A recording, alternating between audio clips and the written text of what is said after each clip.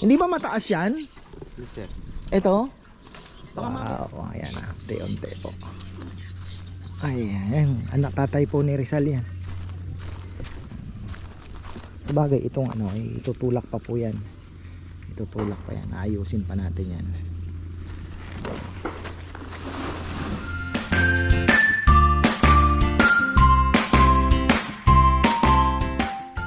Ay, magandang buhay. Silipin muna natin yung patrabaho. Ayan. At ano na ba ang nangyayari? Ba, hindi ba to tatanggalin? May tali dito, oh. May matisod dyan, ah.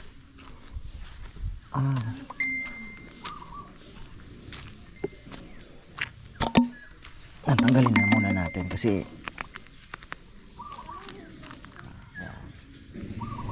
para walang sasakyan. So ayan, nagtatambak sila. Andito si Junjun. Hindi ko alam kung anong gagawin ni Junjun. Mag-ano daw ata ng bakal kasi paano magagawa ng bakal eh, hindi naman pwede mag-welding. Baka grinder. Yan. So kahapon ang tambak nito total 8 plus 6. Meron na po tayong 14 mga ka-farmer. 14 truck. Ayan. Si ka-farmer Ed pala sabi niya dump truck na lang daw ang dumaan, pang pit-pit sana. Ang problema, ayoko naman pong istorbohin. Maganda sanang idea, no? Ayoko naman pong istorbohin dahil ang hinahabol po nila is yung makabalik agad. Kasi sila po ay per biyahe. Kaya hindi natin pwedeng obligahin o pakiusapan na daanan niya para magpit-pit lang ng ano. Pwede sana, pero yan si Cardo, pwede naman. Babasain pa po yan eh. Para medyo lumambot, then daanan pa atras abante para kahit pa paano so yan, sana matapos po ngayong Sabado Linggo ito. Si Papa Dudut, ang dami mo ng kwentong alam niyan. Napakasalimuot na ng buhay. Napakasalimuot pa naman ng buhay ng mga kwento ni Papa Dudut. Yung tipong may problema ka, wag mong makikinig. Nakaw po, magpakamatay ka. Oo eh. Parang hindi inspirasyon ang nakukuha mo eh. Lalo kang ma-stress. Oh, lalo kang madidepress sa buhay eh. Maalala mo yung nakaraan mo eh. Wow. Hindi ba mataas yan? Yes, sir. Ito? Baka mamaya medyo mataas din ha. Yung Itong lupa, ayun oh. babawasan pa yun, sir. Oh, Patagan kasi pa. mas maganda pang medyo kulang kesa yung sumobra. Kasi may biga pa yan, sir. Oh, okay lang yun. Mas okay na yung tapos kung kasi medyo nakaangat naman talaga ng konti yan pag sinemento eh, di ba? Lalagyan na lang natin ng butas daanan ng tubig kung let's say pag may bubong Pero tataniman ko muna ng mais to eh. Pwede, maganda. Yung lupa. Taba yung lupa. May binili akong mais na purple corn. Ayan, tataniman ko po muna ito. Habang wala pa naman tayong budget at napakarami po nating pinapriority. Na unang-una yung solar panels natin, kailangan po nating gawin yon. So hybrid system lang po muna, hindi pa po muna tayo naka net meter kasi 12 kilowatt pa lang naman po ang ating setup. So 16 kilowatt hybrid system, pero yung panels natin 12 lang muna. Mabilis na lang naman po magdagdag. Kaya lang at least nasimulan na. Sabi ko nga at least masimulan na. So ayun, sisimulan na natin at naandun naman na daw po pamahal ang solar panels. Hino-hoarding na po ng mga syempre alam nila magtataas daw po. So wala nang makuha. Buti na lang yung sa akin ay na-save na ni Gian at ayun, nakasave na. At sana naman ay maging okay. Nasa Coron pa si brother eh. Nasa Coron. Tapos pahihiramin niya nga muna ako ng battery dahil sabi niya para hindi ka mang problema mag battery ka na muna. Pahiramin kita ng isa para kung may sa gabi may ibinabato ka pa. At least yung sa battery po kasi 1:1. Pero sayang din kasi talaga. Let's say kung sa umaga marami kang napoproduce, puno na yung battery mo, tapos yung ginagamit plus yung ginagamit mo so kumbaga sobra yung nakaharvest mong electricity, sayang kasi itatapon lang yun eh. So yun, dun maganda talaga, dapat may net metering ka na, may battery ka tapos naka net metering ka para meron ka pang suporta na, di ba, may mare-reimburse ka pa kay Pelco. Sabi naman ni Pangulong Marcos, mas mabilis na daw po ang pag-apply ngayon. Ewan ko, napanood ko din lang. So susubukan natin kasi medyo mahirap daw, sabi ni Gian, tagal daw ma-approve. Meron daw siya sa Makati, sa Pasig, 1 taon na daw hindi pa na-approve eh. Ano na tayo, Pilipinas? Ano na tayo, 'di ba? So, ayan na, naputol tuloy. So ayun po, kaya ngayon ang ginawa ko naman, nag-decide na po ako na, sabi ko, bebe, magpakabit na tayo. May nakaabang na energy crisis, di natin alam kung anong pupuntahan nitong gerang ito, dahil pagka sumausaw na po ang Saudi Arabia, sumausaw na yung iba, wala na, kawawa yung Iran. Another Iraq. Politics po yan, kawawa yung mga tao doon. Mayaman na bansa pero pinipigilan nila na anyway, so yun, ang magagawa lang naman natin is kung ano yung pwede nating gawin pag dumating po yung time na yun. Baka mamaya mahirapan na yung movement ng mga sasakyan dahil wala tayong, di ba, pahirapan sa langis. Baka mamaya dumating sa punto na pahirapan sa pagbili, mahal na, wala kang mabili, di ba? So baka dumating sa punto na hanggang 5 liters lang ang pwede mong bilhin. Alam mo yun, yung mga ganong senaryo. So mas maganda na po yung na tayo, medyo kung may solar panel ka na, kahit papano may kuryente ka. Napaka importante po ng kuryente. So ayun, may kuryente ka. Pagka nangyari yon, sigurado shutdown ng mga negosyo. Kaya kailangan natin din bigas siguro, kasi meron naman production sa Pilipinas. Siguro baka magmamahal pero meron mabibili sigurado dahil meron tayo eh. So yun, mga ulam-ulam dito naman po, marami namang makakalap. Sila Chichi nga, sabi ko, yan, kumain kayo ng gulay kasi nagluto ako ng kangkong kahapon. Sabi ko sa kanila, pag nagkagera, ginaganon ko sila, pag yan ang kakainin natin, kaya kailangan mag-practice na kayo. May mga papaya naman po tayo, may mga kangkong tayo, anumang gulay na pwedeng isang papaya lang, 2 papaya, isang sardinas, makakaraos ka na, diba? Importante magkakasama at walang bumbahang mangyayari. Mahirap po yung may yung may gera na dito pa yung battlefield, patay tayo dyan. Wag naman. Wag naman. So ayan, tong ito, tirang yan, semento tsaka graba. So ito ay, ilan pa kasi to? Halos 6 na truck, mga 7 pa kasi yung isa pa no? So 6, sabihin mo na bagong dating kapos. Oo, 6. Marami-rami na din yan. Baka itong half makuhanan na din. So mga 6 na lang. O sabi ni Bebe, sige, diretso mo na kasi dapat hindi pa po ito tatambakan eh. Nagulat nga siya nung pag-uwi namin kahapon. Sabi ko, nagpapatambak na pala si Papa. Ha? Patay tayo, sabi niya. Pinagugulat kasi sa mga binabayaran kay Papa yan pagka pagka weekend, mahina pa naman yung tindahan.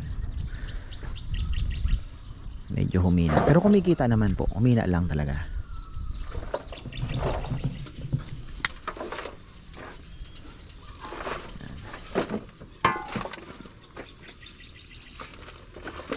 Tilapia ka dito, di ba? Maganda nga sana kung may bibi pa, pero bibi kasi problema. Itong tilapia, hindi to mamamatay kahit diyan lang sila kumakain-kain. Walang problema to. Tapos kung magkakasolar ka pa, yung patubig mo hindi magiging problema kasi meron naman po tayo nabibili na solar pump. So makakapagpatubig tayo kahit wala ng diesel. So yun mga iniisip ko eh. Tapos kahit hindi po pakainin yan, may natural food yan, makakasurvive sila. Kasi yung livestock, problema mo, baka wala ka din mabili, wala kang ipapakain.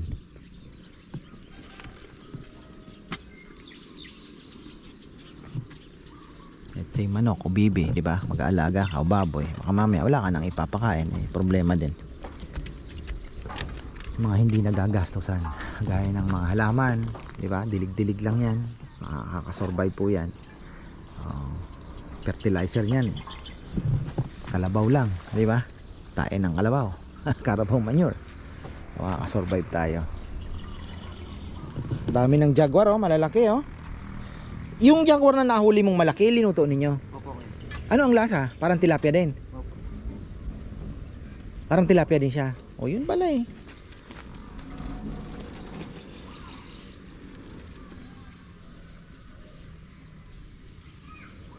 Actually, nung nagpakawala tayo dito sa Delta, hindi naman yan magiging peste kasi yan po ay at least additional, may mabibingwit din yung mga ano, di ba? Yung mga namimingwit, no? Ganun lang naman yun eh. Hindi naman po yan magiging peste. It may sound like peste dahil sa ibang bansa po, sa totoo lang, yung peste yan, yung tawag dito, yung yung snakehead, peste po yan. Pero dito hindi naman peste yung dalag, di ba? Actually pagkain po yan, precious, talagang pag nahuli mo panalo ka talaga, di ba? So tingin ko okay lang naman po na magkaroon ng other species dito at hindi naman yan titirahin po agad yan mahuhuli dito sa Pilipinas. Lahat kinakain. Janitor fish nga na peste na no? Kinakain pa eh. Inuluto yun, pagkain po yan. Kaya ako nanghihinayang, di ba?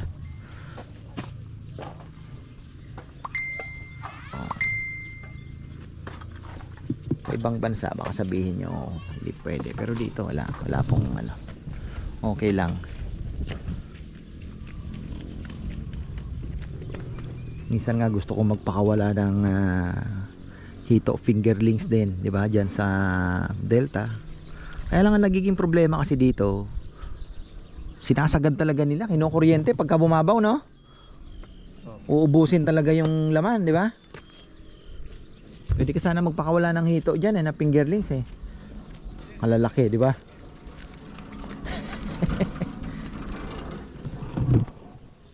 Parang donation mo na lang sa sa lugar. Para at least may mabibingwit sana yung mga tao. Pag nalaman nila, babanatan yan, sigurado. Lumaki-laki na.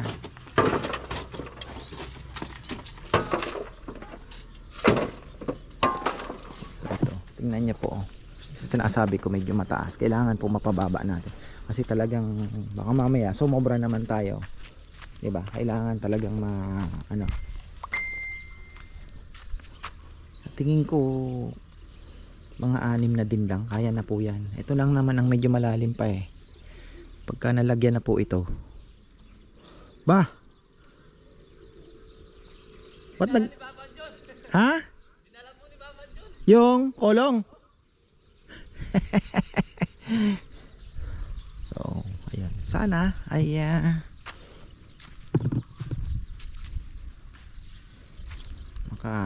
baka mapunuan na natin. Pero mahaba pa ang summer. Kaya mahaba pa po ang summer. Kaya wala po tayong problema sa pagpasok ng tambak.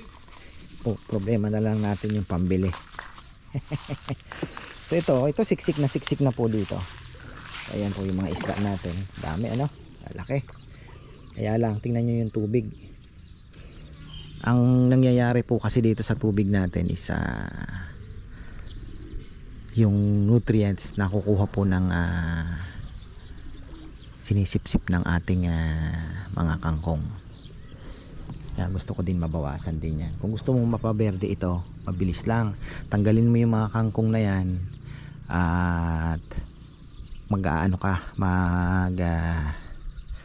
lalagay ka ng 1620, bababad ka sa mga dulo. 1620 siguro kalahating sako babad ka dito, o 1/4 na sako babad mo, may tali.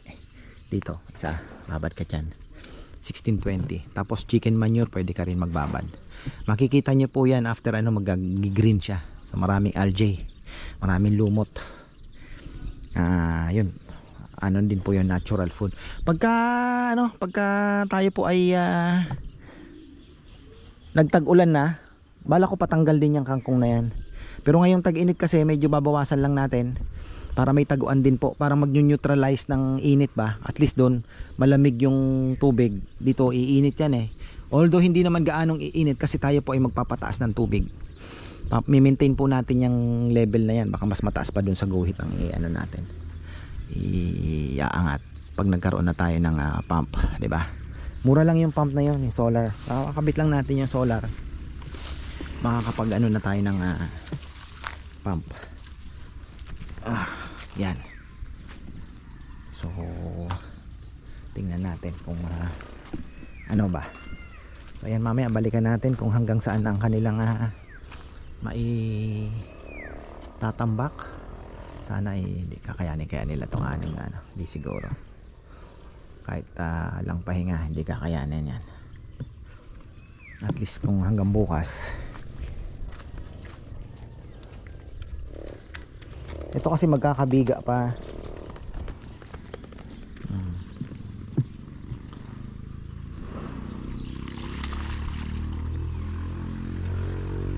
Taniman natin to ng mais. Marami-rami din to. Pang tiktikan. Pero sa mga saging, okay na po tayo. May saging tayo. Papaya. Ayun. May budget, bili tayo ng maraming sardinas. Hoarding Pagalitan tayo.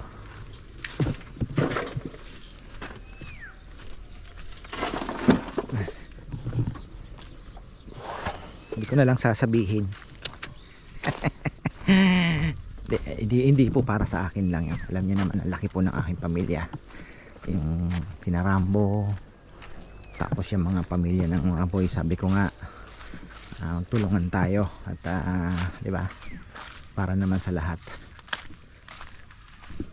Worst come to worst, wala naman pong mawawala. Ito, tataniman namin to, itong area na to. Makatapos-tapos lang po yan, yung wala ng trabaho, magtatanim kami. Yan po ang aming eco-content, para at least may trabaho po sila. Tapos yun, tanim-tanim muna. Tingnan natin kung hanggang saan. So yan, balikan natin kung hanggang saan ang kanilang matatambak. Ayun, at yung progress. Ganda na nung aking mga bayabas, oh. I love it. Hindi lang pala ako pantanlad, pang bayabas din. Ayan, bisitahin natin tong kanilang tinatambakan. At ayun, may tumulo ng damo, tumubo pala. Ayun. So ito po yung ating ginagawa. Shoutout pala kay Brother Froilan Halili. Ayan, nandito po siya. Sabi ko sa kanya, brother, yung magtanim ka na ng mga ilang fruit bearing trees lang. Yun lang may papayo ko, para at least kung meron ka ng alam ko naman na you like it. 'Di ba? May mga mapipitas-pitas ba. So sabi ko sa kanya, punta ka na ng MHS Farm, marami kang makikita doon na pwede mong itanim na. Kasi 2 years sabihin mo na, 'di ba, na marami ka pang alam niyo na time, ilang taon bago mo na mapakinabangan yung bunga. So habang 'di ba hindi pa siya for good, pero na siyang lumalaki na yung halaman. So ayun, siya po yung may-ari ng Shaka Farm. Nandyan lang si Brother Froilan. Actually nung binibili niya yan, kachat ko siya lagi. Yung lupang binibili niya 2013, 3M lang yan. Uy, pakainit na pala. Wow, unbelievable.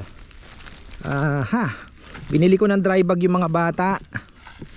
Yan, dry bag na alam niyo na, island hopping for Siargao.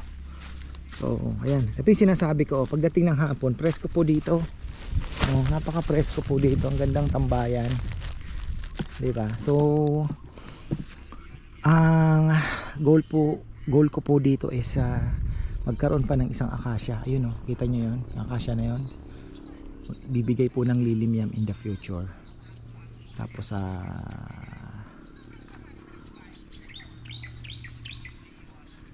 tingnan natin kung pwede pa doon na isa.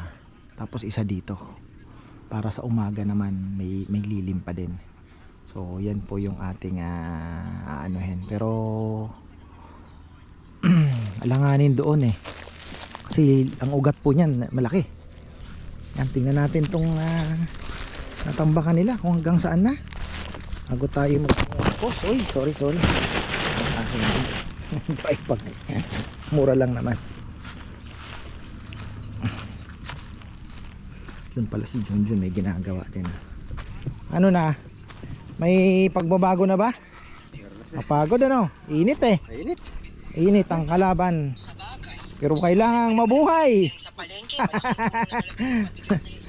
Wow, ayan na. Unti-unti po. Ayan, anak tatay po ni Rizal yan. Sabagay itong itutulak pa po yan. Itutulak pa yan. Ayusin pa natin yan.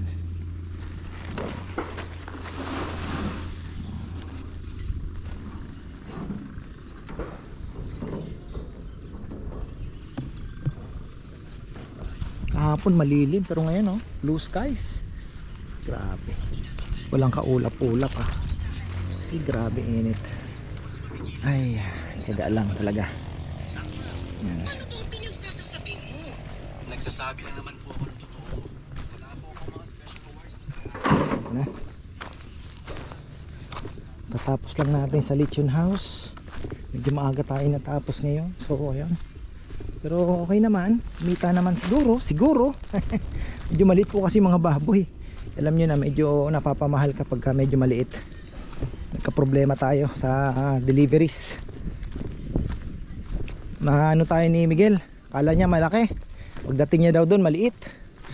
So ayun, may tukod na. Ayan na, tukod na po yung ating saging. Ang laki na no, grabe, lalaki pa po yan. Hihintayin po natin may mahinog. Sasabihin ko kay kung huwag kang magmamadali, hintayin natin na may, alam niyo na, may dumilaw dyan. Papakita ko po sa inyo kung gaano kaganda yung saging na may didilaw. Tapos saka natin pipitasin yan. Sabay-sabay po yan. Tapos ayan layo pa. Tingnan nyo, dami pa pong yung mga pusod niyan na yan, yung mga itim na yan. Yan po ay malalaglag. Maglalaglagan po yan. Pag yan po ay pag matured na siya, malalaman nyo malapit na. Tsaka tingnan nyo, dami pang space. Ninipis pa po ang balat nyan. Ayan tingnan nyo. Pero ano na siya, malaki na. Kaya ayun, hindi naman siya magsasabay-sabay kasi ayun, halos magsasabay. Tsaka ito, siguro mga weeks lang ang pagitan. Pero ito, maliit pa. Kita nyo yan? Maliit pa po yan, lalaki pa yan. Tapos ito, ayan, bago lang yan. Lalaki pa yan. So halos lahat po ng saging natin na tinanim ay may bunga. Ito naman yung actually old saba. Nandito na po yan noon pa. Ayan naman, may bunga na rin. Di ba? So ayun, hanggang dito na lang po. Maraming salamat at magandang buhay.